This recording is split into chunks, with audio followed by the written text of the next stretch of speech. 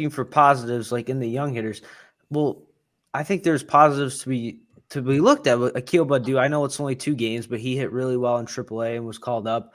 Kerry Carpenter, we talked about him before the podcast started. I think he's looked pretty well. Riley Green, his ground ball percentage is down almost about 10%.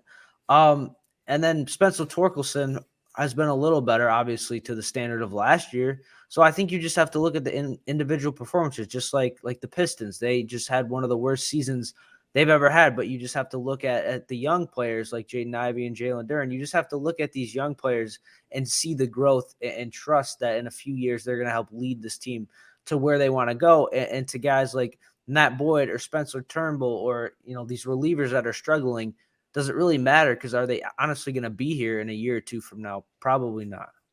I don't understand getting upset about the veterans either, because it's like Jonathan Scope, Miguel Cabrera, Javi Baez, all these guys. These aren't Scott Harris guys. Javi Baez, unfortunately, is probably going to be here for the long haul. But these guys are going to be gone probably after this year. Like, I don't really. If Scope is terrible, then he probably won't even make it through the year. So it's like, what? I don't understand getting upset about the veterans struggling.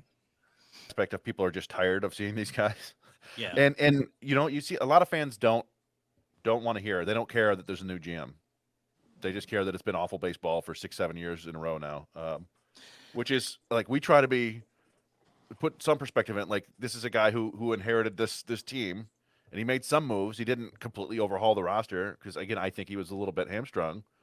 But yeah, people don't want to hear it. They want to see results, or they want to see something change. And it right now, the first 9 games look too much like last year, and that's just going to make everybody upset.